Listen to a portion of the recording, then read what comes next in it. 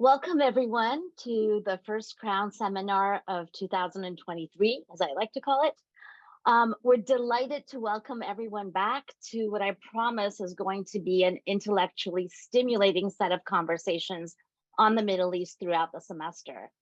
Now, before I introduce today's special speaker and discussant, we have a bit of exciting news here at the Crown Center. We're thrilled to announce the launch of a new Crown Center podcast called Counter Argument. You can find out more about it by clicking the link that's going to be provided to you in the chat and listening to the teaser that we've created for you. Although, please don't listen to it now. The seminar is more important. Our first episode is going to drop on February 7th, and you can find that and all subsequent episodes wherever you go to find your podcast. Now, as thrilling as our podcast is, our main event for today is even better. It's a talk by our own Peter Krause called "To Which Victor Go the Spoils?" Explaining the aftermath of regime change. So I'll just give you a very short introduction. Peter Krause is an associate professor of political science at Boston College down the street. He's a research affiliate with the MIT Security Studies program and is currently a faculty leave fellow at the Crown Center. I will say that Peter is also a returning champion to the Crown Center since he was also a postdoc here many, many moons ago. He's the author of Rebel Power: Why National Movements Compete, Fight, and Win, and has co-edited multiple volumes, including Stories from the Field, a guide to navigating fieldwork in political science. Now, Peter will be speaking today about his new book project and will be in conversation with the Crown Center's Goldman Faculty Leave Fellow, Raihan Ismail. Raihan is a senior lecturer at the Australian National University and the recipient of several prestigious awards, which you can read on her bio yourselves. She is also the author of multiple books, most recently Rethinking Salafism: The Transnational Networks of Salafi Ulama in Egypt, Kuwait, and Saudi Arabia, along with many public-facing writings published in the Washington Post and other outlets.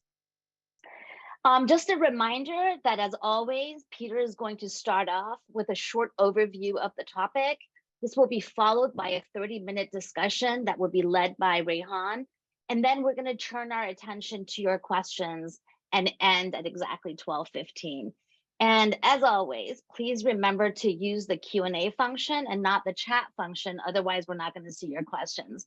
And with that, it gives me great pleasure to ask Peter to begin the discussion today.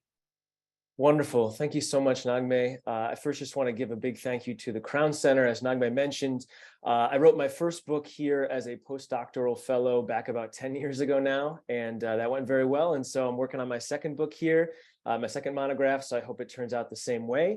As Naghmeh also mentioned, this is obviously different than a regular book talk where I just kind of present in depth for 45 minutes or so. Instead, I'm just going to give a little 10-minute or so overview of the topic and the question and my argument. And I really look forward to the conversation with Raihan. And in many ways, this is great because Raihan's kind of my office mate here, and we have a lot of conversations about our research. And so you can kind of get a window into what the Crown Center is all about here in terms of how we discuss our work and try to help each other. And I look forward to all your questions as well. So I'm just going to share my screen and talk to you a little bit about the book project. And so in this broader context, what I am trying to answer is this question: to which victor go the spoils? And to explain what I mean by that, let's just start with some examples. And I'm going to start with examples of regime change or potential regime change in the Middle East. So this is actually a political cartoon that chronicles some of the changes that have happened in the region over the past 10 years. When you see leaders like Hosni Mubarak in Egypt or Gaddafi in Libya and their regimes falling, at the same time you see Salah in Yemen or Assad in Syria being concerned that perhaps they're being put out of power at this time or later on, in the case of Salah, being removed and having others kind of move in and control parts of the country. So I think this is a very interesting question. And in many ways, my first book, Rebel Power, tried to answer this question of why some regimes stabilize and stay in power and other ones are toppled. But in a broader sense, I'm trying to ask a different question in this project, which is, in many ways, who replaces the leader after the leader is gone? So there's a lot of great research on the stability of regimes and when they fall and when they maintain, but there's less on kind of to which victor go the spoils, right? If we take the uprising in Egypt back in 2010, 2011, or really 2011 onward, there's a great documentary I would commend to the audience called The Square, which chronicles some of this. But what it shows in many ways is the fact that the protesters that were pushing to get rid of Hosni Mubarak were, of course, not from a single group or organization, right? You had the Muslim Brotherhood, but you also had kind of younger, more secular protesters who were pushing to change the government, have Mubarak step down. And then, of course, we have the Egyptian army, who is not, of course, out there protesting, but is one of the other key players that later on comes to control the country. And so in many ways, one of the things that I'm trying to answer with my book is looking at this time period and saying, okay, when the government is being overthrown, which of these quote unquote victors, or at least organizations that are pushing for the end of the government, is actually coming to capture the spoils in this case being joining or leading the new government, and therefore getting control of the politics, the taxation, the wealth, etc. You can ask a similar question with Bashar al-Assad in Syria. Now, it seems pretty likely these days that Bashar al-Assad's government is going to maintain its position. But if you go back 5-7 years, there were a lot of questions about whether the Assad regime would fall. And that, of course, is a really important question. But in some ways, again, the broader question that my book would be asking is to say, okay, if the Assad regime did fall, which of these various groups would actually take its place? So in the case of Mubarak in Egypt, it was generally an unarmed uprising of protesters. In the case of Syria, it started that way, but of course, over time, it became a civil war and an armed insurgency with a lot of different militant groups that were all pushing to get rid of the government. And so the question that I'm trying to ask and answer in my book is, which of these various groups would actually come to power if the Assad regime had fallen? Now, this is something that I've been interested in for a while. I just wanted to highlight when I was here as a fellow 10 years ago, I had the pleasure of writing a brief with Eva Bellin, a professor here at the Crown Center and at Brandeis. And we weren't asking exactly what would come next, but we were talking about a possibility of how the Assad regime could kind of step down and or be replaced. And so this kind of idea of what comes next has been on my mind for quite a while. What I want to just say at the outset in terms of understanding this concept is that when we think about uprisings or we think about insurgencies, almost all of them include multiple organizations, whether it's political parties, whether it's insurgent groups that are armed, and they're all trying to achieve a common objective, right? They're all trying to overthrow the government, right? So kind of the stylized thing here, we have all these various pawns who are kind of collaborating on this one common goal. At the same time, they're also working to compete to be the one that actually joins and leads the new government. And so we kind of have something we call in political science contentious collective action, where on the one hand, struggling to achieve this common objective, on the other hand, it's contentious. And the reason it's contentious is that all of these various groups don't agree on what would come next. And so that's what my book is trying to ask and answer. Now, in terms of what we understand or what has been written so far on this topic, there's a lot of different answers that are offered. We have the idea that extremists win, whether it's Sam Huntington or Crane Britton decades ago, or more recently Barbara Walter writing about this to some extent. The argument is that ideologically extremist groups are going to be successful. Why? Because these are often revolutionary times. They call for revolutionary measures. Extremists are more likely to be able to use certain tactics that are going to win them support or allow them to capture the spoils of regime control. So that's one of the arguments. Others suggest, no, it's groups who use violence or don't use violence who are going to be successful. Or maybe it's if there are elections, those groups who are political parties, they're geared for that. If it's civil war, militias are going to win that type of contest. Other people say, well, it's those who actually start the struggle, start the uprising. They're the ones who are going to kind of get the credit when the time comes, and they're going to be well positioned to capture the government. Or some who say, yeah, you know what? Groups who have foreign support. If you've got the US or Russia or another foreign country that's strong on your side, that's going to allow you to kind of capture the spoils after the regime falls. My argument actually contests and disagrees with all of these. And in some sense, at first blush, it actually looks pretty simple, but I'll explain to you why maybe it's not. So my argument in a basic sense is that stronger organizations win. Now, why is that? A couple of things. The first is that when you have an insurgency or an uprising, the spoils that you get at the end are lumpy. And what I mean by that is it's not something where you get a little bit of power over time for all of the struggle or the effort that you put in. Instead, a lot of the time when the regime collapses and there's a transition process, that's kind of when, the piñata falls and all of a sudden people try to grab all the spoils that come out of it. So that's an important step. The second thing is there are huge commitment problems. And what I mean by that is, even though organizations in theory can make deals about, okay, the three of us will unify to overthrow the government, and then we'll also unify to all be part of the next government, there are a lot of commitment problems about whether armed organizations in particular are going to uphold those deals, especially when you have an anarchical period after regime change, when institutions are being rebuilt, when there's not kind of a dominant hegemon that has a monopoly of force. And so for that reason, again, I think power rules the day. The third thing I'll say is that whether it's the regime or whether it's the strongest rebel faction, one of the key ways they think about their security is, as I say here, quote, cutting off the heads of the tallest flowers. And what that basically means is going after the next strongest challenger to you as a way of maintaining your position. And so again, what I presume and what I'm trying to analyze in my book is to what extent the groups that are the strongest in the course of that uprising at the moment of regime change are the ones who there capture the spoils thereafter. Now, again, you might say, I'm not even a specialist on this. The fact that strong organizations capture the spoils of regime change, that seems pretty straightforward to me. That seems pretty, conventional wisdom. Well, let me explain why maybe it's not. First and foremost, I use the analogy of kind of a game of musical chairs. And actually, I would love, and I think I'm going to need to commission someone as an artist to draw me one that has, different actors that are involved as opposed to children. But, this is one of the better photos I found in the sense of, think about it in this fashion. You have a game of musical chairs where at the center of it is a throne, right? The one who gets to sit on the throne in terms of the new government. But the key is, when does the music stop? And so everyone's kind of walking around and circling around, but at the moment the music stops, the person who's kind of sitting in front of the throne, in my case, the organization that's the strongest, they're the best positioned to kind of then take over and lead the new government. So what's the key thing of this game? The key thing is, when does the music stop? And who gets to determine when that music stops? And so this is something that I call the manipulation of time. Basically, you might think that all groups at all times are trying to overthrow the government in an equal way, but that's not the case. In fact, a lot of the time they manipulate how much of their effort they put towards overthrowing the government versus fighting each other, when they decide to negotiate or not, when they decide to actually accept a deal versus not. And a lot of that has to do with how are they going to benefit organizationally from it, and what is their kind of window of opportunity time-wise now versus a few years from now in terms of whether it's a good deal for them as an organization. So in terms of the manipulation of time, let me explain this to you, not just abstractly, but with some specific examples. So let's take the Palestinian national movement. If we had had a Palestinian state or a new Palestinian government, say in the mid-60s, versus in the early 70s, versus in the 1980s, versus today, you would not have had the same organizations that were likely to lead that new state or lead that new government. What you have here is basically something that comes from my first book, where I captured the membership size, the funding, and the popular support of different Palestinian parties and factions over time as they become kind of stronger and weaker relative to each other.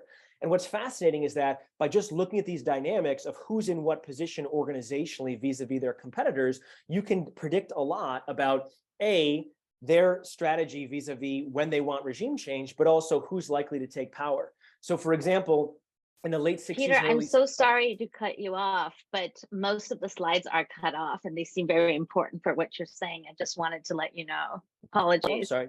They're cut off in the terms of people can't see them?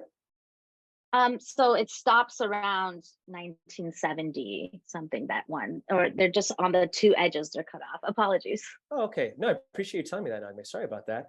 I will try a slightly different tack then. In terms of sharing screen, what if I do?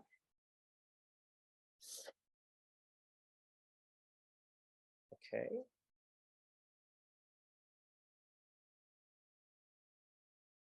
Nagme, can you tell me, is this slide cut off now? It's still not on. Okay. Last check, and then from there I'll just talk. How about in this case? It's perfect. Okay. It's perfect. This looks good now. It looks great. Great. Sorry about that. Thank you so much. So in the case of the late 60s and early 70s, you had a Palestinian group, the DFLP, who at various points was potentially advocating, hey, maybe we shouldn't push to try to overthrow King Hussein in Jordan, or potentially push for, the new state that we want at the time. Why? Because ultimately, the factions that we support aren't necessarily the ones who are the strongest at this moment. And so ultimately, we wouldn't be the ones who would be able to benefit from that. It would be Fatah, one of our key rivals at the time. When Yasser Arafat's doing negotiations at various points, say in the late 1970s, one of the things that he says is that I will accept UN Resolution 242 as long as the US or others can promise a Palestinian state with me at the head and Fatah in the lead. Otherwise, I'm kind of unable to accept the deal at this time. If you look at the Zionist movement, again, there's less change and up and down in terms of the strength of the various factions, but it's also important to note, I see similar types of logic among the groups. So I see from a discussion between two of the weaker factions, the Lehi and the Irgun, basically saying, should we consider slowing the pace of the British evacuation or trying to push the British out? Why? Not because we don't want a Zionist or Israeli state, but because the Haganah and their labor Zionist allies are going to be the ones who are going to take power, not us.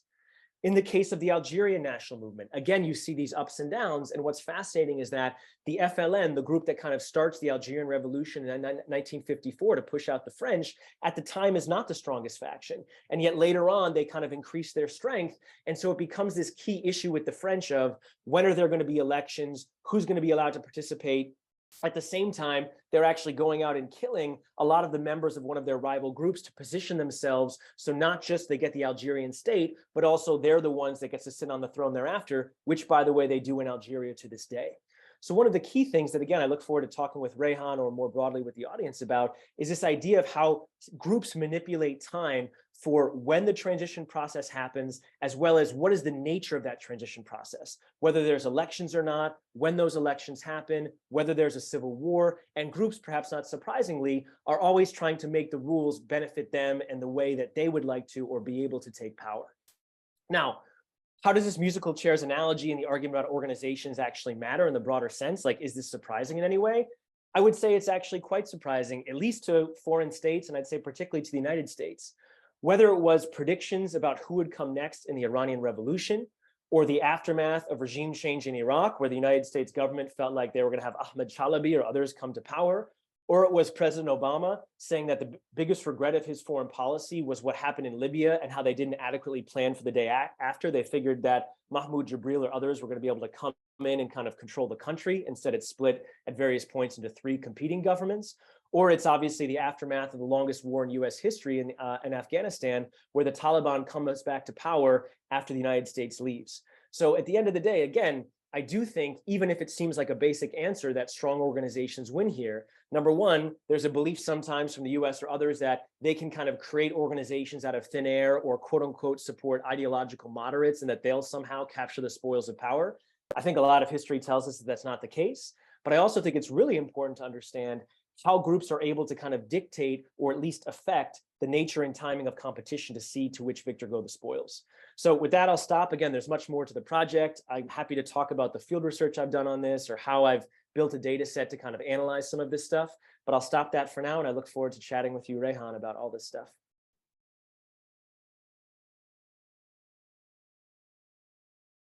Thank you so much, Peter, for that overview. And I would like to echo your sentiment as well and thank the Crown Center for hosting me and for the amazing support that I've received. I think it's going to be very hard to go back to Australia for me.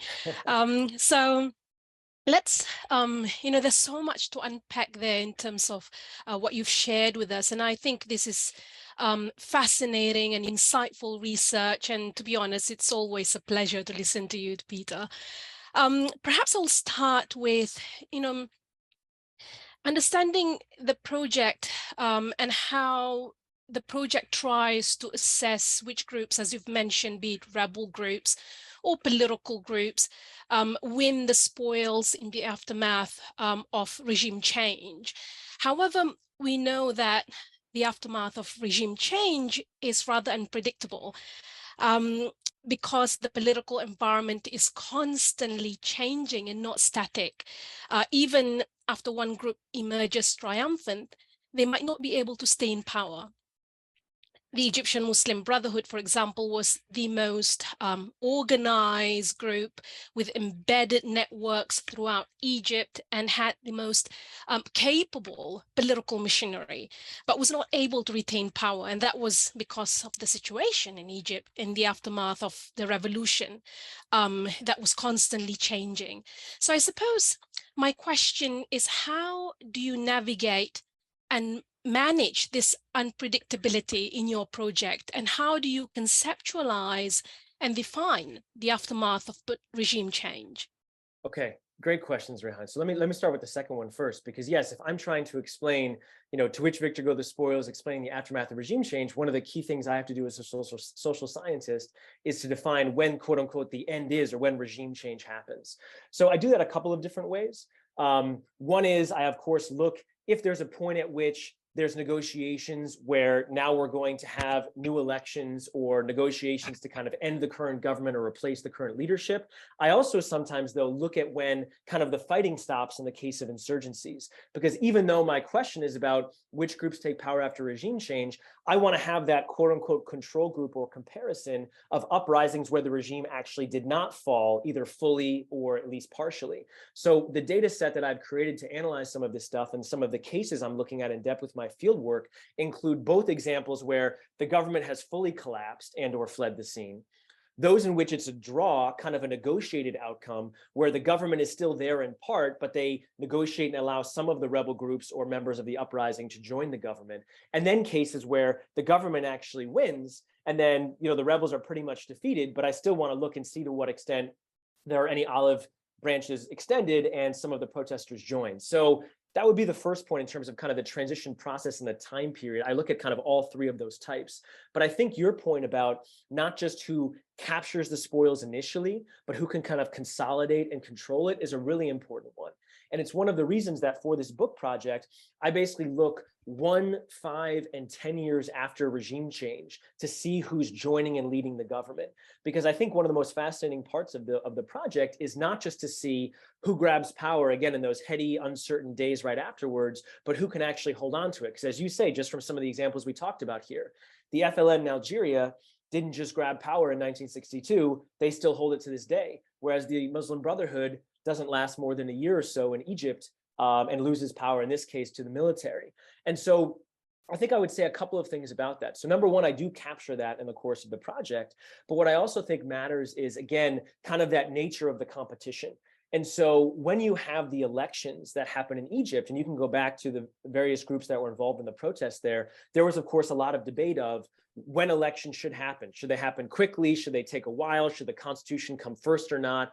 And I think the Muslim Brotherhood, in terms of it, was well positioned for early elections, as you say, the networks they had and the organization they had, even if they weren't perfectly set up, or at least they claimed they weren't going to fully run for the presidency, et cetera. They were well positioned, I think, to run and succeed in election vis-a-vis, say, some of the more leaderless, quote unquote, younger protesters who did a great job initiating a lot of the uprising and were out there against the regime. But then when it came time to consolidate and have a group that could canvass, that could run, that had local support, that was unified, I think that was a real challenge for them. And so I think that looking at the nature of this competition and how it changes over time is really important.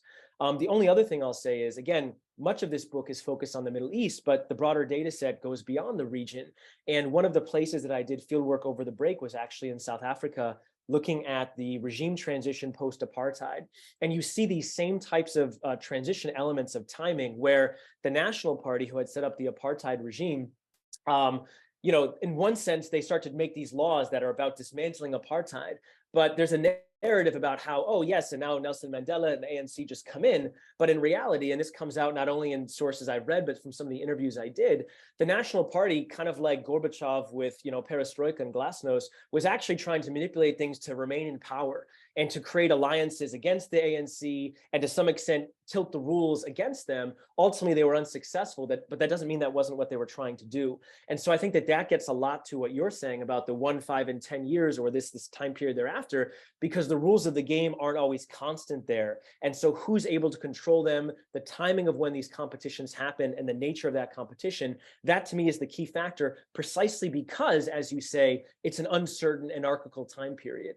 And so those who kind of get to dictate the rules a lot of the time obviously are the ones who win. Oh, wonderful. I like the idea that there's a time frame as well, because it really does ground the research. Fascinating, and especially with the South African example, I think that's really gonna be quite rich in terms of the data that you've collected as well. I suppose this brings me to the idea that that you've mentioned, I think your key argument that organizational strength is the key factor to help predict the victor in the aftermath of regime change. And I know you've touched on this a little bit in your presentation. So as you've said, that depends on which organization is at the top and strongest when a regime falls and when political change takes place. I'm curious, I know you've looked at this subject earlier in your presentation, but I'm curious as to what extent external factors help shape the political outcomes of the struggle for power in the aftermath of regime change. And for example, in the case of the Arab uprisings, the counter-revolutionary forces led by Saudi Arabia, the UAE, Egypt, and Bahrain have worked against various actors to dictate who comes to power. So they've done so through financial aid, investments, propping up certain actors, as well as affording regional recognition to certain groups. So they've done so in Egypt, and we're also looking at similar actions in Sudan, in the US as well, I suppose. Maybe you can mention that. There are many examples throughout history of US interference, as you've mentioned in your presentation, and attempts to influence political outcomes in the aftermath of regime change. So based on your research, Peter, I know you are arguing that organizational strength is more important when trying to predict which group is likely to emerge triumphant despite the external triggers. But to what extent do we need to take these external triggers or external factors seriously? How do strong organizations resist these external challenges and still come on top?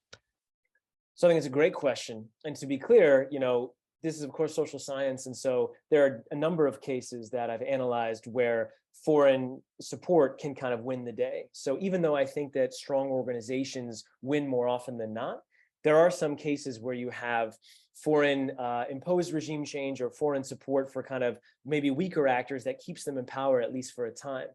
The reason though, the thing I would say is that I often see foreign support filtered through organizational strength. So even though in some ways I'm posing them as opposing arguments, and I think there are situations where you can see it that way, where you have a strong foreign actor who's trying to put their chosen individual or organization on the throne, but they're competing against the strongest, rebel group or political party on the ground. There are cases of that where these things kind of butt heads. But a lot of the time, what I see is that foreign imposed support or foreign support or foreign intervention is designed to kind of build up organizations on the ground, precisely because, let's take the Afghanistan example. Yes, we have the Taliban out of power, at least out of the central government in Kabul, for a couple of decades after the US invasion in 2001. But the second the US leaves, even on the way out, basically the Taliban is able to recapture power like that. And a lot of it is because the inability to create self-sustaining political and military organizations inside the country that have legitimacy with the population and that have the ability to kind of resist or fight on their own to maintain power. And so when I think about foreign support, let's take it from the US example again, in a place like Syria. There was this plan where the US government was trying to create this quote unquote moderate force in Syria where they were arming and training, numbers of individuals there, and it became a complete debacle. Basically, they gave up or lost their weapons. They became not a robust force by any means. And so I think the US government there was trying to play the game of having a strong organization, but the ability to do so as a foreign actor can be quite challenging. Now, there are a number of countries, especially ones in the regions, who have done this quite well. I think Iran is an example. One of the key ways that Iran competes politically and spreads its influence is obviously helping to create and foster and support political parties and armed groups in different countries that help to not only have those groups kind of take power, but have, exert influence, not just, of course, for Iran's purposes, but for those own groups' purposes within the country. So I think that that's how I would see it, even though in some sense, yes, my project is trying to explain and understand the relative importance of these different factors for why certain groups take power. I think that foreign support is often funneled through organizational strength, and that's really what determines whether that foreign support is going to be effective or not. Excellent. Yeah, I find it fascinating as well when we're looking at, these groups, be it rebel groups or political parties or social political movements and so on. And based on your findings, as you've mentioned, they are calculative and are always assessing their chances of coming to power or moving closer to the center of power. And I think this raises the question of ideology versus practicality. And ideology, of course, is not a straitjacket, but to what extent do you think these groups consider their ideology when they engage with the question of power and the opportune time to come to power? Maybe I can give you one example based on my research as well. I look at the Salafi movement in general, and I examine the Egyptian Salafi movement. And it is an interesting case study. And before the fall of Mubarak, Egyptian Salafis refused to participate in politics and viewed democracy as a Western construct and un-Islamic. However, after the aftermath of the revolution, several Salafi political parties were created. And they justified their political participation by arguing that it was necessary to contest in the elections to protect society and religious identity. So when the Egyptian Electoral Commission made it mandatory for all parties to field female candidates, the Salafi parties obliged, despite previously denouncing female participation in elections. So I'm really, quite interested on your, drawing similarities as well, trying to understand how you assess the ideology of these groups. So based on your research, Peter, if the timing is right to seize power or contest elections, but not conducive for ideological consideration, how do groups that you study assess what is more important? And how do they justify it? Do they always place power and organizational victory, for lack of a better expression, above ideological stances? Great question. So the first thing I want to say is I always have my copy of Raihan's book close by here because it teaches me about this stuff. And I think that I'd say a couple quick things because I think it's a great question on a number of fronts. The first thing I'll say is let's talk about the Egyptian example and the Salafi parties there. And I welcome your thoughts on this further, Raihan. So to my understanding, what's fascinating about it is I would argue that those parties do ultimately want to take power and do want to structure society along their ideological lines. But I think you're right, they had certain reservations about trying to take power through certain systems, right? Whether democracy is, man's law versus God's law or things of this nature. So I think that they always do want to take power, even if power is a means to the end of trying to have their version of society be able to be spread. But you're right that sometimes certain nature of competition is either something they don't want to perform in or they feel like they're not well positioned to perform in. So that's, again, one of the reasons that they would like to dictate the rules of the game if they can. Now, what I find fascinating about ideology in this case, and I think we had talked about this a little previously, is that, when you see the Muslim Brotherhood, one of the things that's fascinating about their ideology is that they have to compete and kind of protect their flank vis-a-vis the Salafis. And so that's fascinating because to me, in the one hand, that's an ideological difference, even though they're both kind of Islamist groups in some sense, they obviously have very different interpretations, or at least somewhat different interpretations about how Islam should be practiced within society as well as within government. But having that kind of ideological competitor, and not just a competitor in terms of the ideas that are being written in the book, but also the fact that you have a political party that now could challenge or steal votes or power from the Muslim Brotherhood and Mohammed Morsi, I think that impacted their behavior in government, whether in terms of how they're dealing with running for office or the things they're putting in the Constitution or otherwise. So I do think ideology matters. But what I think at the end of the day, to some extent, is that it's about the organizational strength behind that ideology that makes these parties, these groups react. Because in some sense, you could have 10 people writing something that's an ideological challenge to a party. But if that's all they have behind it, I don't think it will be seen as much of a threat. Whereas if you have a robust organization behind it, then it's seen as more of one. And so again, I guess I'm kind of relieving maybe some of my bias, or at least what I found in my research, which is kind of like foreign support, I often see ideology and the ideological challenge channeled through the strength of the organization that's there. The other thing I'll say is that going back to the argument that I raised before that a number of scholars have suggested, which is extremists, quote unquote, however defined, win. Extremists, I guess, defined as people who have ideas that are not in line with kind of the center or the mainstream of a society. And I would find the opposite, at least in terms of my research so far, but I don't necessarily think that's because quote unquote moderates or centrists are just well positioned to win. one of the things that I find, and again, I know there's a huge literature on this. Gillian Schwedler, who's a great scholar, is going to give a talk later on in the semester with Crown on her book on protests in Jordan. But there's this whole argument about this inclusion moderation hypothesis, right? Where when you come to power, do you moderate? And of course, we can all think of examples where that hasn't fully happened. But I will say in some of my research, I do see some elements of that with some of these rebel groups. And so to some extent, it's a chicken or egg issue where yes, you sometimes have more radical groups that are pushing to overthrow the government, that are doing certain things. But then when all of a sudden they're in the catbird seat and they are in line to inherit power, they become much more quote unquote moderate or willing to negotiate. I will take the example of Fatah and Yasser Arafat in this case. When the group is found in the late 50s and early 60s, they are castigating individuals who would talk about negotiating or having anything except for all of Palestine, etc. And yet when they become the strongest organization within the PLO, they are much more willing to negotiate for part of the territory as long as they're kind of in position to either take over the PA or these other issues. And so again, I don't think they're unique in that sense. I see that dynamic in a lot of different protest movements or rebel movements. And so ideology, again, I think matters, but I think a lot of the time, at least for how I see these dynamics, it's funneled through this relative strength of organizations, which can both impact a little bit the ideology, but also impact how groups relate to one another and compete with one another. Oh, thanks, mate. That's gold. So I'm really, I think, drawing from what you've said earlier about internal competition or internal contestation. And I find that's the case with organizations because often they're internally diverse as well, at least in some of the religious institutions and Islamist parties that I study. And these organizations and groups are not a monolith. I think you've really demonstrated that strongly when you talked about, Yasser Arafat, in the 60s in particular.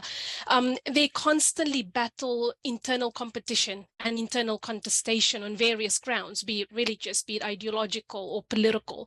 So how do you address this complexity when assessing organizational strength?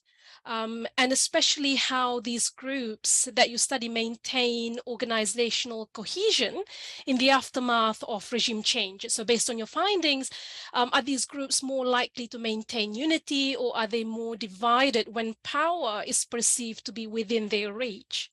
Excellent question.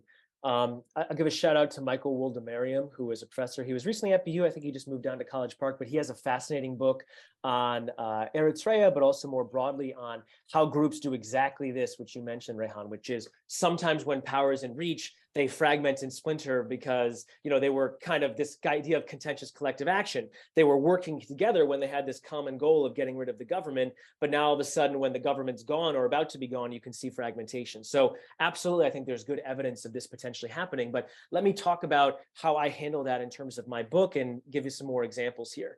So you're absolutely right. So I kind of see my book as kind of a meso level analysis. So there are some people who look at rebellions or uprisings as kind of the state versus the rebellion or the protest, right? And those are treated as kind of unitary actors. And again, I don't love that, but there's reasons some people do that for cross-case comparison or otherwise.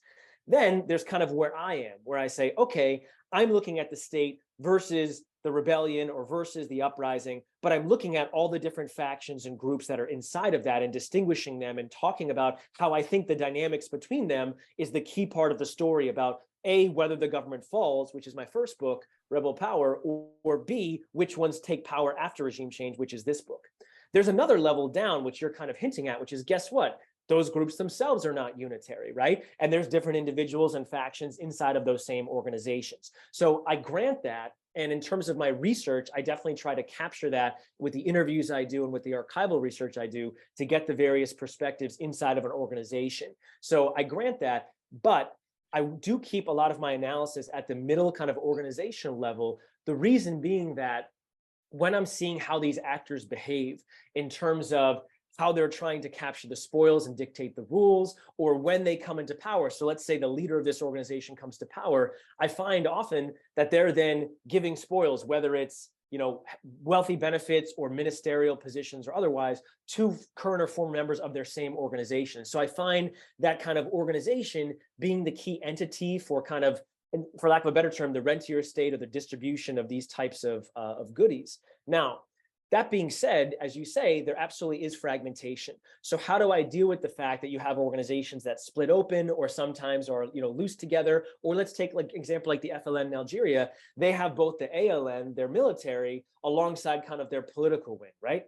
So again, as a social scientist, I have to clearly define how I'm doing this stuff. So here's what I basically say. If a group of people has a leadership, could be an individual leader or kind of a council, to which they are listening to in terms of their actions at least half the time, I consider them a single organization. Whereas let's take something like the PLO. At various points, I absolutely don't treat the PLO as a single organization. I treat it as an umbrella organization where you have various factions, whether it's Fatah or at various points the PFLP, which is in or out, or the DFLP or Saika or others. To me, those are the autonomous units because they are acting and behaving according to their own leadership, not necessarily what the PLO says for all of them. But that's a key distinction because if I'm trying to say the strongest organization wins, I have to clearly define who counts as a cohesive organization versus what's kind of an umbrella grouping of autonomous organizations versus what are splinters and factions that come out. Now, the final thing I'll say is I absolutely do see this. Again, let's go to the Zionist example. Where does the Etzel/Irgun come from? It splinters off from the Haganah. Where does the Lehi come from? It splinters off from the Etzel. So you see this stuff. Now, sometimes those splits are ideological, going back to your previous question, where it's like, hey, we don't believe that we should be restrained right now. We think we should be using violence against the British or vis-a-vis the Palestinian population or otherwise, right? So these are some of the reasons for, say, some of the split in the Zionist movement among the militias. But when it comes time, kind of when the curtain goes up and the regime transition process is now happening, I'm kind of looking at the strength of those factions in that moment as a way to predict who's going to take power. Now, they can still splinter, and they do sometimes during the regime transition process. And so that's something that's going to be harder for my theory to fully predict. And I'm going to have to bring in other people's great work, which exists on when groups fragment and why. And so by combining those two, then I could have kind of a better picture. So whether it's Michael Woldemariam or other people who have done great work, Evan Perkowski at UConn, there's a bunch of people who have done great work on when groups fragment. I would kind of bring that in to help me explain that part of it, if that makes sense. Yeah. Thanks, Peter. So in terms of fieldwork, I know you've done fieldwork, you've conducted interviews, and you've done extensive archival research. How does field research inform your book project? What does your research entail, and how do the methods you use contribute to your understanding and analysis? It's a great question. And, for my first book, it was all field research. Like I did a little data construction within these movements, but I just looked at 4 movements in great depth. And I spent a number of years in archives and interviewing people. This book is a departure for me to some extent, because in part because of COVID, because I couldn't do, ethical field research over the past few years. I spent time with my research team, the Political Violence Project, gathering data on all insurgencies since World War I. And so basically we've coded this massive data set of a few hundred insurgencies, looking at every single organization inside of it.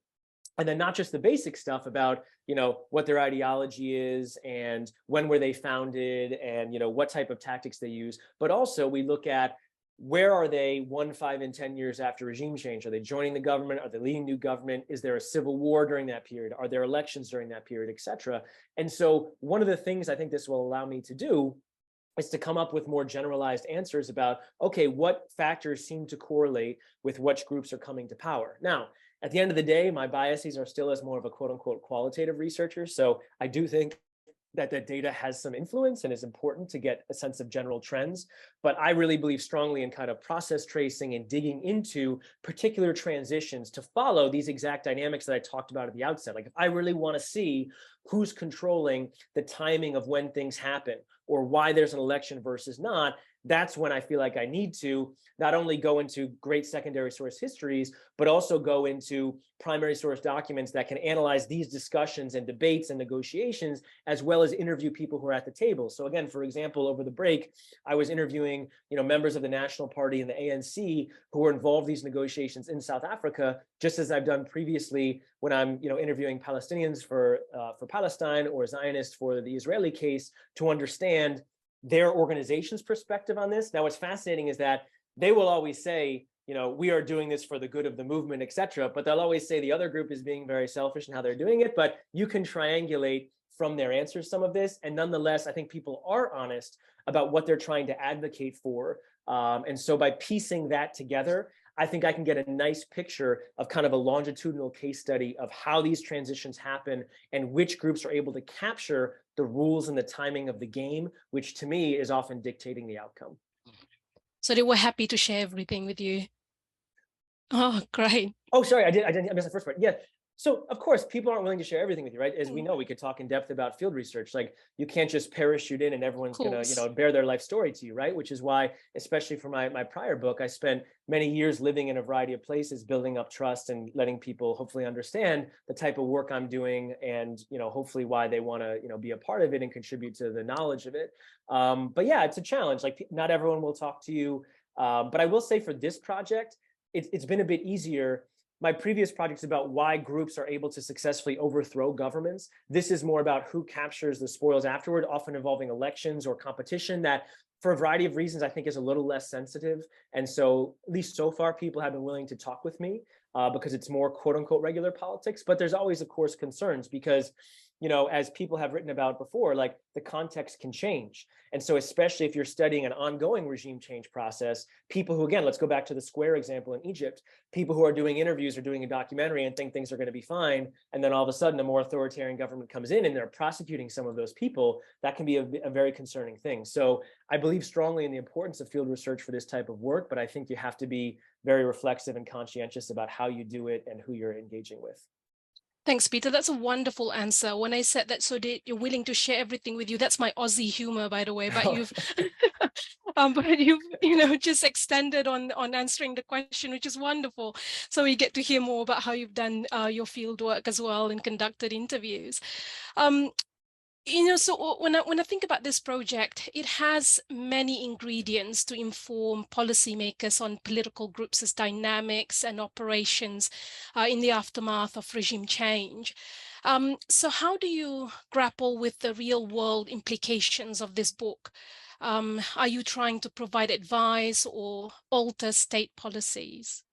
It's a great question. So look, and Peter, we'll shift to the Q&A once you answer this fabulous question. Perfect. Yeah, no, it's a great question. And it's something that, to be honest, I don't think about just for this book. I think for my entire career, because I think all of us who do work that's relevant to what's going on politically have to grapple with, are we trying to give advice to protest movements, to governments? Like at my first book, I give talks and sometimes people say, so you're giving a blueprint for how insurgencies can be successful against governments. And after this one, I'm sure I'll get people who say, so you're giving a blueprint for how governments can, resist or foreign governments can put certain groups on the throne. So this is one of the challenges of studying this stuff. So I'll say this. I do believe strongly in doing what I call policy relevant research. So I don't run away from the fact that the work I do can have policy implications and can be read by policymakers. But I'm not openly trying to advise governments or protest movements or rebel groups on what to do. So how do I kind of square that circle? I guess I would say if members of governments, whether it's the French government or the British government or the Saudi government or the US government reading this, I guess one of the things I would hope they come away from it is a sense of humility. When I think about US policy in the Middle East in particular in the past few decades, there have been a lot of foreign interventions by the US government. There have been a lot of, regime change wars, quote unquote.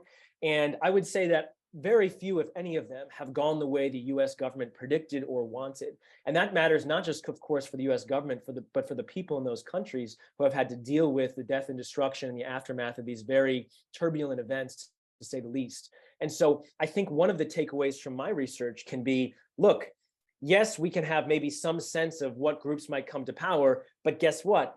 A lot of it is not going to be that manipulable. Going to your question from before about how much foreign intervention can matter, one of my findings is it can matter, but a lot less than some other factors. And so I hope there's a greater deal of humility about what foreign intervention can do in these cases, which maybe can lead to less deadly foreign imposed regime change that leads to something that's not a good outcome, either for the people of the country, of course, or even the state that's trying to intervene. So that would be one thing. I guess another thing I would say is simply, when we think about the aftermath of regime change, I think that these are perhaps one of, if not the most important things for a society. If you think about the prosperity of a society, whether it's going to, democratize or not, what freedoms are going to be available, what the Constitution is going to look like, the identity of who comes to power plays such a big role. Not just in terms of that individual party, but also whether there's multiple parties or just one. So this is just one final quick point I'll say. One of the challenges from this book is that in my first book, I found hegemonic movements usually win or more likely to win, which means if you have one dominant group, you're more likely to overthrow the government. The problem, which I grapple with in this book, is that what that means is it's less likely to be a democracy.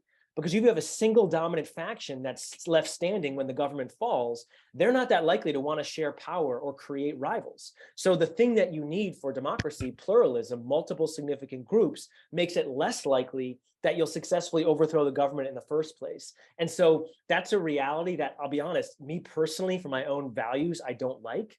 But I also realized from my research that's often the reality that's being faced here. And so whether it's in Algeria or Eritrea or a number of other places, you have successful overthrow of a government, but then you have basically a one-party state in the aftermath that creates a whole new set of challenges for the people of that country, who then have to potentially protest again to try to get the freedom or the prosperity that they want.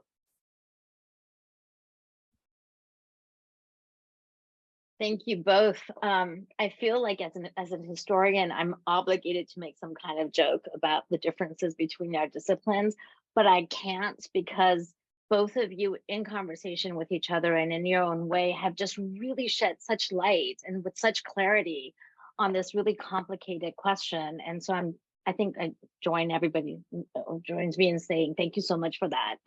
We have quite a number of questions. I'm going to I've sort of put them in little groups under people, organizations and elites, post vision, and post whatever movement. And I'm going to, just to let everybody know that both Peter and Raihan will get a copy of the questions. They will see who has asked the questions and they can also follow up. So I apologize in advance if I don't get to your question. I want to start with a question that is about popular support, so it's just sort of almost an element that you spent less time on because that's not your project. But the question is, if you could elaborate on how popular support matters in the context that you laid out. How do popular mobilizations or the hearts and minds of people affect post-regime change? And basically, how do insurgent groups or political parties that can't cultivate public support succeed in remaining in power? I think it's a great question. I appreciate it being asked because it is part of the project, even if I haven't mentioned that much about it. So let me explain. I also saw a question from Greg Gauze on this, related to this as well a little bit, so I can bring in both Emra's question and this a little bit. So the way that I quote unquote operationalize, right? Sorry for the social science term, but basically how we measure concepts in a systematic way that can nonetheless be challenged, is I look at the organizational size of a group, so how many members it has. I look at its resources in terms of funding, and then I actually do look at popular support, either captured through, if there's an election, obviously vote share, or if there's public opinion polls along the way. So actually when I'm measuring group strength, popular support is one of the things that I am capturing and using as a key indicator of how strong a group is. I'll also say, by the way, that the first one, organizational membership, which is often the most important one for my measure. Again, I think of it like Churchill with democracy. It's like the least bad measure of how you measure an organizational strength. I welcome other suggested measures. And again, there's a lot of scholars who work on this, but I find that organizational size is the least bad one. Even that, to me, captures or is popular support is important for that. Let's take examples. Let's go back to Fatah, right? How does Fatah become the largest group inside the Palestinian national movement? When they are fighting against the Israelis at Karame in Jordan or over the border, they generate a huge upswing of support, of feeling like these are the Fedayeen who are resisting the Israelis and kind of blooding their noses in ways that these previous Arab states have failed to do in a variety of wars, which leads to an upsurge of popular support, which makes it so they get even more members who want to join them than they can even take in terms of integrating them, training them, etc. So popular support, to me, is a key part. It's very important for organizational strength. Now, if it's popular support without a robust organization, that's where I feel like the two are somewhat separate. So that I would go to this example, going back to like some of the protesters in Egypt. If you have a large number of people showing up that matters, right? That matters in terms of showing dissent. That matters in terms of it makes it more difficult to arrest all these people. It shows the legitimacy of the request that those people are making. It creates costs for the government to crack down on them, et cetera, right? All this great stuff that we know. But if it is not organized in a way that there is robust cohesion in terms of planning and behavior and how we're going to try to run for office or take power, I think that A, it's much more likely to go into Raihan's point from before to fracture or to fragment. But B, I think it makes it also more difficult to not just protest what's happening, but to actually then take power and make that change happen yourself. And so going to the point that Emra asked, or the question Emra asked, I think popular support is really important for the strength of organizations. And going to Greg's question, it's one of the ways I measure organizational strength. But if it's popular support that does not coalesce into a robust organization, then I think it can matter. But I would pick it's kind of like the Leninist argument and like Philip Selznick about like organizational weapon. I would take a group of 1,000 or 5,000 well-organized individuals over 100,000 people who show up but are not part of an organization in terms of impacting this particular question of who's likely to capture the spoils. Maybe the 100,000 that are not organized would do better at something else, but in terms of capturing the spoils, I would take the 5,000 person organization over the 100,000 protesters, if that makes sense. I actually want to do a own follow-up on this point, and I'm just wondering, because my understanding of what happens here is that you use existing cases and you build a model in order to make it generalizable. But as you were speaking, I was thinking about the way in which social media has changed the idea of people showing up. And I was wondering, because to my mind as an historian, it's a break, right? In the past, you went into the streets and you paid that price of showing up into the street. While for many, activism currently happens on pages of Twitter or whatever is the social media of choice. So it changes the meaning of showing up. And I wonder if that actually changes what your models can do in terms of giving us insight into future possibilities. So it's a great question. And I would say a couple of things. There's one way, so I think that what you raised, Naghmeh, is how kind of the virtual space, to me, can impact both the things I said, unorganized groups and organized groups. So let's take the unorganized one first, right? I talk about this with my students all the time, like the idea of either slacktivism or not slacktivism, but actually beyond just like liking, oh, I like this post or whatever, I'm going to actually do things to spread ideas on Twitter or things of this nature, right? Which I would say is going beyond just saying, oh, I like, or I, whatever else, or I put up this, image to show solidarity. So I think that, yes, we have to be very open about the fact that the way that protest occurs or the way that contention occurs is not just in person the way that it used to be, that a lot of it is virtual, and we shouldn't undersell the impact of that. So I think that that's absolutely true. I also think that I would still argue that organizations are important. And so to me, if you have kind of a leaderless group, I think leaderless groups are great sometimes at protests. Why? Because they're robust. They make it harder for the regime to do decapitation, to take out or arrest the leadership. And so the protest or the contention can endure. And I think that's why a lot of quote unquote flat or networked organizations organize themselves as such, so they're more robust to repression. At the same time, I would argue, and again, I would welcome pushback or disagreement here, but I do think that those types of organizations are less likely to then be able to capture the spoils or to lead or gain control in the government. I think that they're better at protesting and putting, sticks in the spokes of what the government's trying to do, or try to maintain some contention. But then there has to, in my mind, be some period in which that more leaderless or networked organization becomes at least in some way more hierarchical to then be able to take power. So I do think absolutely the virtual stuff matters, but I would still capture it this way. I would say one final point, a boon to me, is that the way I'm gathering this data. So like, let's go back to what I did for the first book. I was just interviewing tons of members of these organizations to give me estimates or insights on how many people they had, because one of the key challenges is that these aren't states. They're usually clandestine organizations. They don't publish annual reports about how many members they have, right? So I'm having to gather this information from those people. One thing that virtual stuff can make a little bit easier, though to be honest, I haven't done it yet, is at least in theory, it could make it easier to kind of count how many people are showing up, right? I think of like Erica Chenoweth and Jeremy Pressman have this project about counting the crowds at protests in the US and elsewhere. And I believe that they use some kind of virtual tools to help do that. So it can also be a boon, but I think you're right. It can also pose a challenge of how we count who's showing up and who's actually part of that organization. But that's at least how I would think about that stuff. Raihan, did you want to add? So I know you work on, you're thinking a lot about influencers, and I wonder if there was one, add a couple of sentences to what Peter just said. Well, I mean, thank you, Naghmeh. I find it fascinating because we're looking at disinformation as well. And that is something that would perhaps affect how organizations are viewed.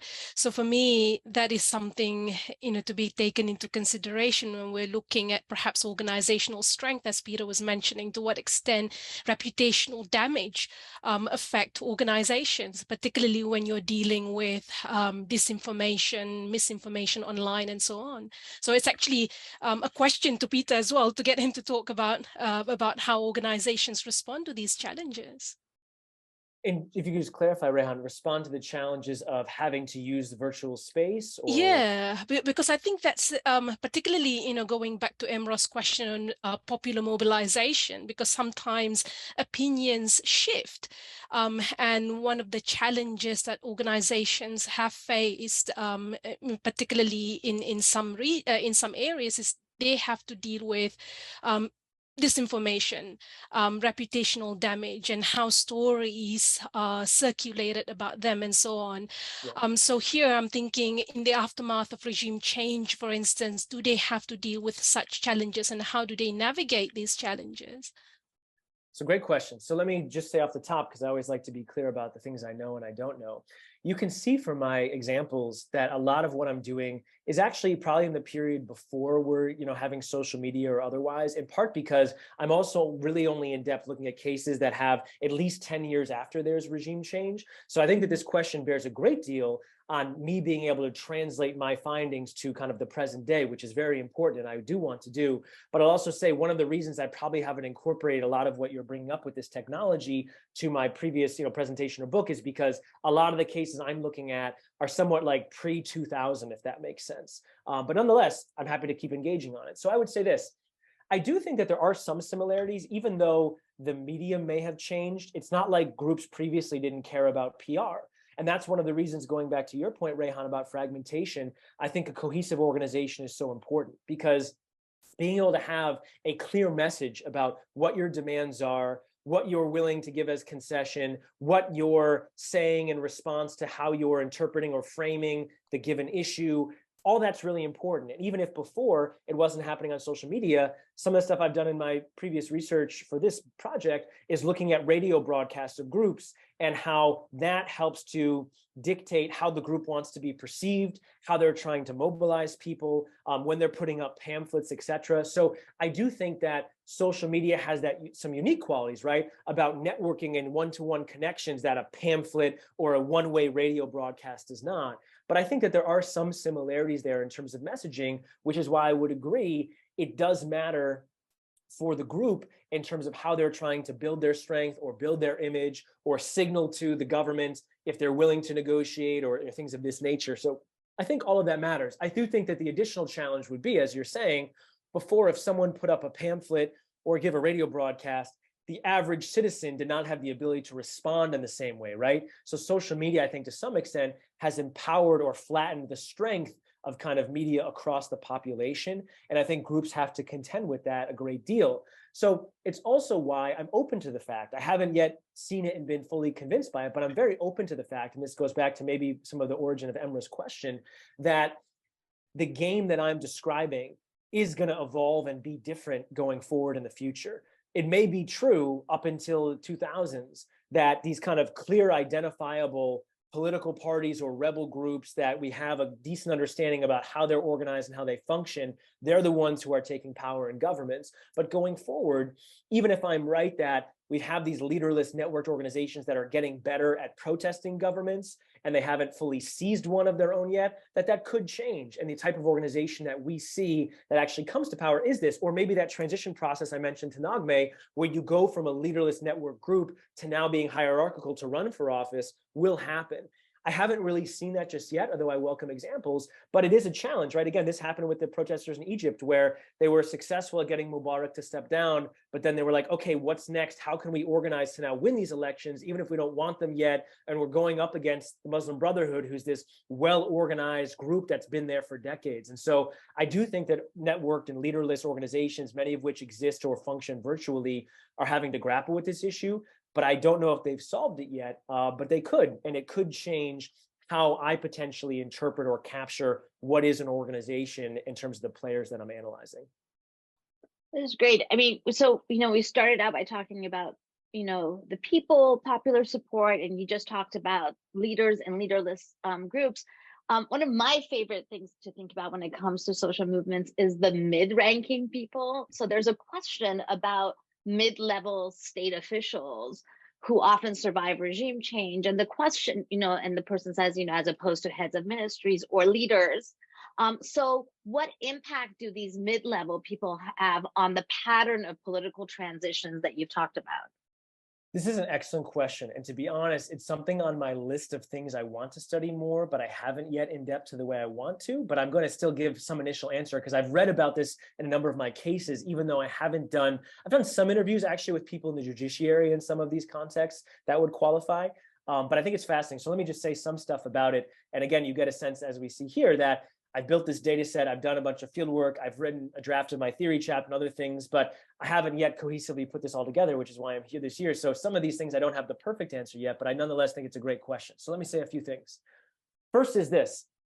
Again, and I wonder if this label, quote unquote, the deep state, matters in this case. But I think what this person is pointing to, if I have it correct, Naghmeh, please correct me if I'm wrong, is the individuals who are part of the regime, but maybe they were bureaucrats or people who are, again, in the judicial branch or in the Federal Election Commission or whatever, and then how do they impact the nature of the transition? So my answer is, I think that they can have a significant impact because what they are really, and I think this reason the person asked the question, is that they are the ones with their hands on kind of the rules of the game or the nature of how transition, or at least how competition happens, right? So I think that they can make a difference. I think that the challenge is, when you have a regime transition, especially if the former regime collapses, one of the first things that the quote unquote rebel groups or protest groups or otherwise want to do is remake these institutions or slot their people as at the head of them.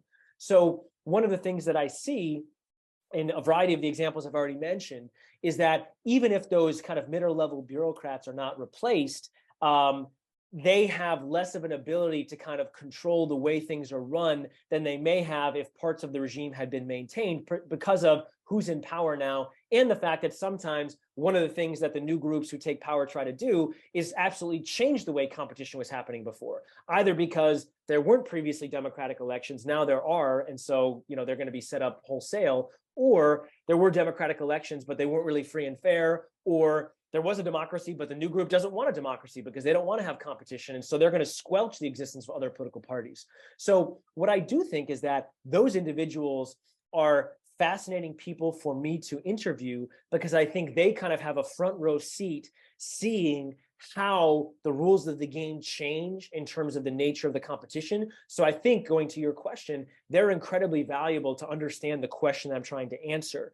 But I am a little skeptical about their relative strength to dictate the outcomes vis-a-vis these organizations that I'm looking at. But I'm open to that sense. And again, one of the nice things about doing this broad data set is that I will have a few chapters of my book that will just be a single case, a single transition country, and looking at how it all happened. And so I'll be able to dig into that. And then one of the other nice things is I'm going to be on the lookout for, in the broader data set, examples like that, perhaps, where it's like, okay, here's a case where it seemed like the pre-existing institutions held despite the fall of the regime, and that helped to dictate the tracks on which the transition process happened, because I think that is a very interesting example. So this is something that when we had a previous workshop, a lot of my colleagues at Crown pushed me on, is that I think a lot of them are convinced, or at least believe intuitively, that strong organizations win. But now they want to know, okay, what about these other exceptions or times when strong organizations don't get to dictate the rules of the game? And so I will be having my kind of antenna up for cases just like that, and I will definitely look at them in depth. If I Wonderful. Oh yeah, please Oh go no, ahead, Raihan. I think that's a fascinating question as well as the discussion. I know mid-ranking officials, for example, in Malaysia, when Barisan Nasional lost the elections in 2019, I'm half Malaysian, by the way, so there's always references to Malaysia. They change allegiance because they're not very prominent, so they're not high profile, so they were able to shift their political allegiances. So I was just wondering, is that the case as well? Do you think that is a possibility when we're trying to understand those who are mid-ranking officials and how they actually deal with regime change? Because they see an opportunity. I don't have to support existing organizations. They're not winning. They're not that popular anymore. So is that a trend do you see that's unfolding as well? That's a great question. So first off, I just wrote down, I don't know anything about the Malaysian case, but now I'm going to ask you more about it. So that sounds like a good conversation to have. But secondly, I would say, yeah, I see a mix of it. Some of the people who are bureaucrats on this stuff take pride in the fact that they're not, party affiliated, and they're about, it's kind of like running, well, this is changing in the United States, but it used to be running for Secretary of State, not the national level, but at the state level, was about someone who was about ensuring fair elections, etc. And everyone still says this stuff, but again, it's becoming more partisan. So I do find people in that example. Again, I'll go to the South African field work I just did over break. I talked with people who were part of or had observed some of this process. And it was interesting because once the National Party lost the elections and the ANC and Mandela came in, you did see some resignations from some of these organizations, in part because they were either concerned about what the ANC would do or they were very loyal to the NP. But then also Mandela and the ANC didn't push all of those people out, especially initially. Some of it was, I think, trying to maintain a sense of national unity or not trying to intimidate or scare off the NP or foreign donors or whatever. But made it a point of trying to keep people in, even if they weren't members of their political party. So I do think it's actually, that could be a whole project in and of itself, this strategy that incoming parties or governments use towards the bureaucrats or the members of the Judicial Commission or the Election Commission from prior governments. I think that in and of itself would be a fascinating topic. It won't be my main focus, but it will absolutely be something that I will look at. And I will say from the cases I've looked at so far, just thinking a little bit on the fly on some of the other ones, I see huge variation. I've seen wholesale dismantlement of some of these institutions or putting in, party cronies. And I've seen other ones like the South Africa example, where it's kind of choose your own adventure for the individuals themselves. And then over time, the party kind of seeps in and takes more control, but not necessarily initially. So I think it's a key part of it. And so, yeah, I guess I would describe these mid-level people that the questioner asked about to some extent as like a canary in the coal mine, or at least a great piece of evidence for how that transition is going and to what extent it's captured by a single party or multiple parties, or it's, quote unquote, nonpartisan. I think that they would be a great place to understand how the transition's happening, if that makes sense. Great. All right, we have 2 minutes. So it's going to be a choose your own adventure, which is, do you want history or do you want future? You get one. I only get one. Okay, give me the future, but it's not a diss on history. I love history. So please let me see the history question in the chat. I will respond to that typing it. Well, there's been several questions about how would this beautiful sort of set of concepts and kind of mapping that you laid out apply to the situation in Iran today. So we've had several people, some have been disappointed, as in they feel like what you're basically saying, there's no hope. Others are just wondering.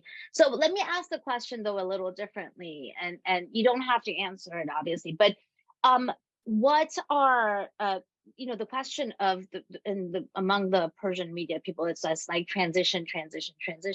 So when you look at the situation today, be it in Iran or any other current social movements, what do you look for and how do you see it developing using these models that you've created and you talked about today?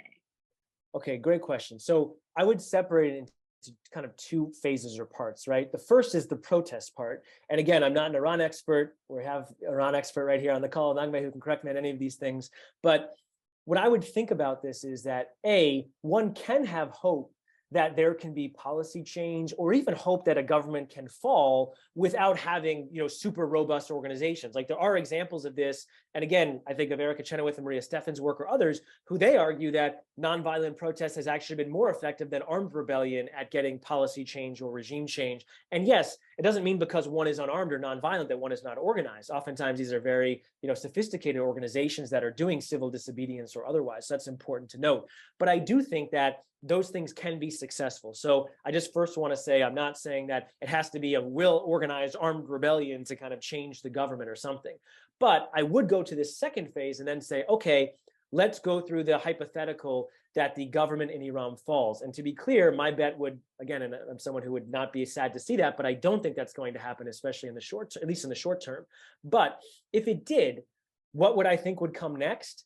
That would be where I would say, yes, I would have less hope, because what is the robust organization that's oppositional to the government that would then be able to slide in and either win if there were free and fair elections or be able to consolidate power? I mean, if you go back to the Iranian Revolution in 78, 79, 80, 81, in this period, this transition, one of the reasons that I would argue, and I don't think it's unique me arguing, smarter people than me have argued this already, one of the reasons that Khomeini was able to win is because he builds these organizations that help to quote unquote protect the revolution, right? Which becomes the Revolutionary Guards, et cetera. And so whether it's muscle on the street or vis-a-vis dictating the rules of that transition process to push other people out or make it so he's able to consolidate power, that's one of the reasons that he wins. It's not just his ideology or anything else. So I think that, and again, it doesn't mean it can't happen, but in Iran, what I would suggest, again, just as an outsider who's not an Iranian expert, is that there would need to come a period, maybe if the regime is teetering more than it is now, where you start to see more of a coalescing behind leadership. And I understand for now, one of the reasons that the beauty to me of a lot of the protests in Iran is that it is leaderless. It's a society-wide thing to some extent. I mean, again, there's leaders there, to be clear, but it's maybe more local level where people are protesting and being very brave and going on the streets and doing this stuff without having this one person, despite some people trying to claim they are, who are dictating it. And so I think you would need that process where it would change. I could see it if there was free and fair elections and democracy and there was huge disparities of people who wanted to vote for non-regime people to win. But I do think the regime does have some popular support for sure. And then you have the kind of reformers who maybe aren't fully in line with the supreme leader, but still don't want a wholesale change there. So if I can give hope, it's that I do think policy change can happen in Iran. I do think the government can fall in the face of, more mass-based protest.